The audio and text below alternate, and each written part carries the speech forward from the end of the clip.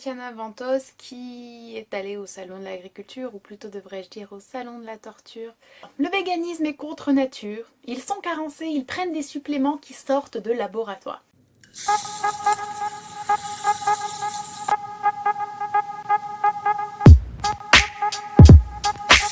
Alors, je vais répéter ce que je dis dans à peu près toutes mes vidéos, mais l'argument de la nature.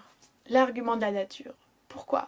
Enfin, promouvoir nos agriculteurs, de promouvoir les produits du terroir.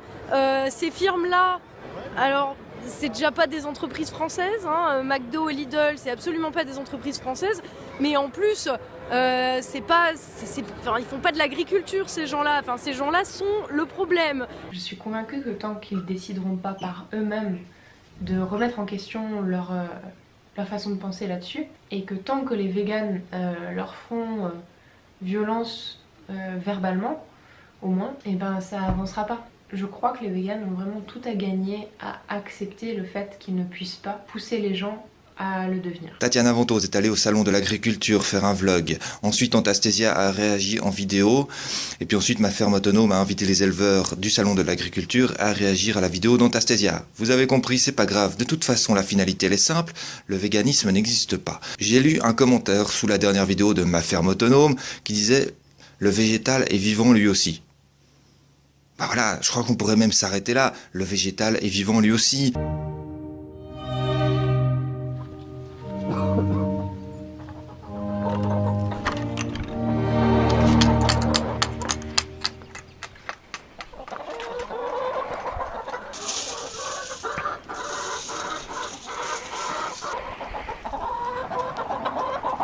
Le plus important, c'est que tout le monde prenne conscience du véganisme et de l'importance de ça, sans pour autant tomber dans le fait de ne plus manger du tout de viande, de ne plus du tout acheter de manteau en cuir. Mais je pense que mon manteau en cuir, c'est mieux de l'acheter dans une friperie à côté que d'aller acheter un nouveau manteau de doudoune Quechua et tout, qui est fait par des enfants et machin, qui utilisent de nouveau des matériaux, des procédés industriels et tout ça. L'agriculture urbaine, ce que ça n'est pas, ce n'est pas seulement une agriculture de bobos comme on a tendance à la caractériser.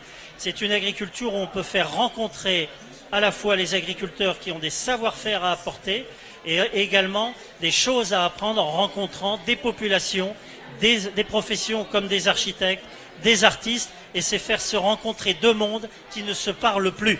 Johan Geltung et son équipe partent d'un constat. Généralement, quand deux acteurs se font la guerre, par exemple parce qu'ils se disputent ce territoire en gris, il y a 4 finalités possibles.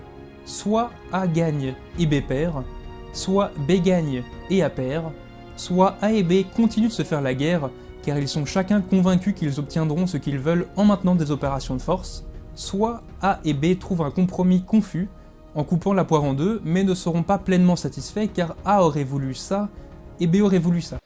Steak Machine est le récit d'une infiltration totale de 40 jours dans un abattoir industriel en Bretagne.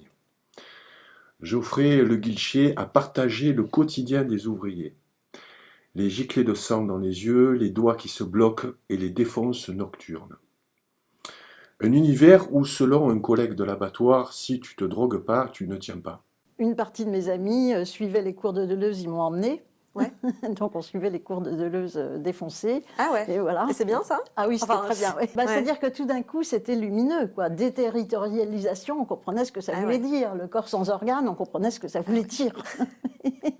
on le vivait. Donc c'était magique. Ah ouais. Ouais. Et pourquoi vous avez arrêté? Ou comment vous avez arrêté? Parce qu'il paraît que c'est la drogue la plus addictive. De suivre les cours de Deleuze ou de me droguer? Il se tapait une pute en soirée, il finit vers 11h30, il bouffe un coup, il est là, putain j'ai bien bouffé là, je me taperais bien une pute. Il vient de s'en taper une, hein, mais il en reveut. Ah, ça sent l'addiction, quand t'es à 2 putes par jour. Il y a les gens qui font de l'IT et puis les gens qui font pas de l'IT, avec un fossé entre les deux. Il y a les gens qui sont dans les zones où il y a de l'intelligence artificielle et puis il y a les gens qui sont dans les zones pourries. La Rust Belt, là où il y a les rednecks, les blancs peu diplômés aux États-Unis, est en train de s'effondrer. On a un triplement des overdoses par opiacés chez les blancs non diplômés aux États-Unis. Une overdose de chimique, c'est pas bon. J'étais sur le sol et je suis tombé aveugle. Donc je voyais plus, j'étais complètement aveuglé. Et j'essayais de me concentrer pour voir en même temps. Ah, c'est pas les meilleurs moments de ta vie, ni les plus glorieux d'ailleurs. Alors, je regardais dans les fenêtres, je me souviens, je voyais des gens qui étaient dans les fenêtres. Il y avait personne. J'hallucinais. Oui, il y a quelque chose de notre ego, de notre personnalité qui subsiste dans l'énergie et un temps peut-être d'indécision, mais qui est très rarement long. La statistique serait de 1 sur 5000 qui resterait bloqué, qui choisirait de ne pas transiter tout de suite dans la lumière. En réalité, il n'y a pas souvent des défunts dans les maisons, il y a souvent ce qu'on appelle des égrégores. Un égrégore, c'est une densification d'énergie qui peut être laissée par un crime, par un suicide, par une mort violente. Je suis comme une radio, comme un intermédiaire entre deux mondes. La personne, je vais grossir un petit peu la chose, je vais un petit peu exagérer, mais disons que le défunt prend possession de moi, il prend possession de mes pensées, il m'envoie des pensées, je les retransmets par la parole. Ce n'est en aucun cas moi qui vous donne des renseignements. Tout ce qui va être dit, c'est eux qui le disent, ce n'est pas moi. Pour les hindous, la matière est une illusion qu'il faut quitter. Alors, les gens essaient de quitter ce monde d'illusions. Ils s'en vont, traversent, ils s'en vont font un voyage astral ou enfin se retrouvent dans d'autres mondes. Et là, ils disent, il faut fuir la matière parce que la matière, c'est wesh. Alors que là, alors montons, faut monter. Et Aurobindo, lui, il dit, oui, c'est bien beau monter, mais quand on descend, il n'y a rien de changé. Alors, il dit, c'est pas ça, c'est le contraire qu'il faut faire. Il faut faire descendre cette puissance, cette force supramentale qu'il a appelée, ou cette puissance, la faire descendre en nous, en pacifiant d'abord le mental pour pouvoir ensuite pacifier les émotions, pacifier le vital. Enfin, ça en fait du monde à pacifier.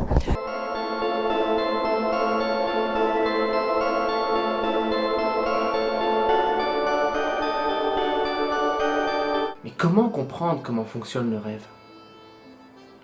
La méditation. L'observation la plus sincère possible de soi-même afin de comprendre en nous-mêmes la cause et l'effet du rêve que nous nous racontons. Et j'ai fait un rêve récemment qui m'a beaucoup marqué. C'était exactement ça. Je partais en vacances et je me rendais compte que j'avais absolument aucun argent, aucune affaire. Et c'était terrible sur le moment. Je me disais, mais comment je vais profiter de ces vacances sans support matériel?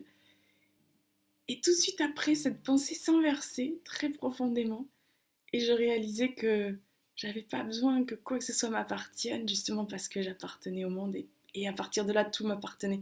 Mais tout m'appartenait justement parce que j'avais refusé. En tout cas, je m'étais délivrée, plutôt disons-le comme ça, de la possession.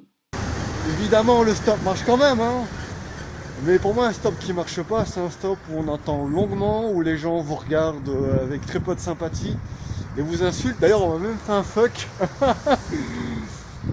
Moi, j'ai cru ça à la rigolade. Dès lors que le plaisir est confronté à son impossibilité, il ne peut plus s'agir de plaisir, il ne peut s'agir que de jouissance. La ligne de démarcation est franchie. Il ne sera plus question que de jouissance, seule jouissance est pertinente quand on quitte la naturalité du plaisir, sa logique de satisfaction, son insouciante normalité, et qu'on doit affronter cette contradiction. Je cite Rousseau, « Jamais si douce jouissance ne s'offrit.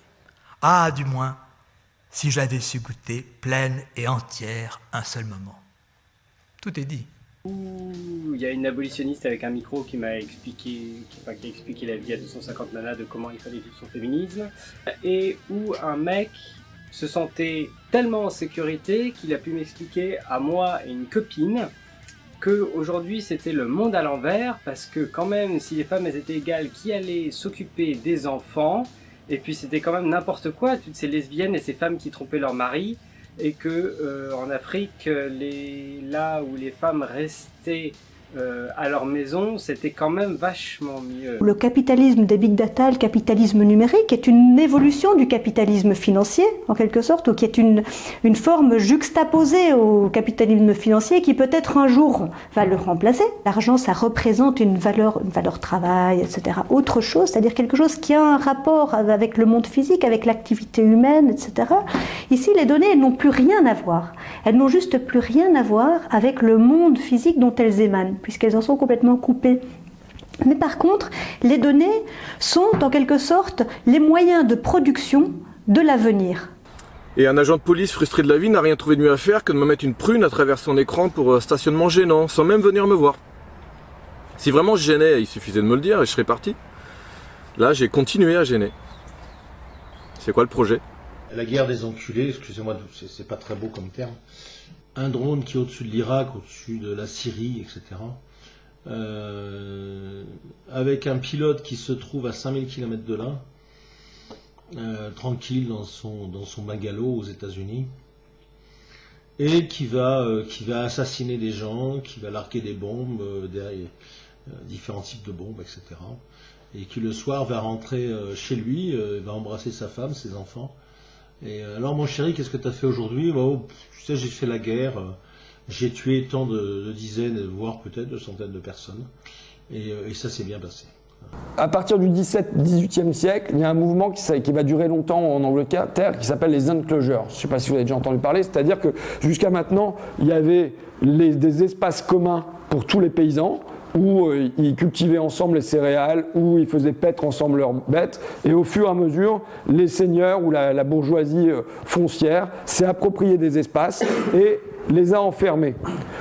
Et en fait, ça donne naissance, cette réforme foncière donne naissance à l'émergence du football moderne. Pourquoi? Parce que jusque-là, se pratiquait la soule en France, ou la choule, mais ça s'appelait le football là-bas, mais c'était les villages entiers qui se rentraient dans la tronche et qui arrachaient une balle, cherchaient à la mettre de l'autre côté, traverser des marais, enfin c'était assez épique.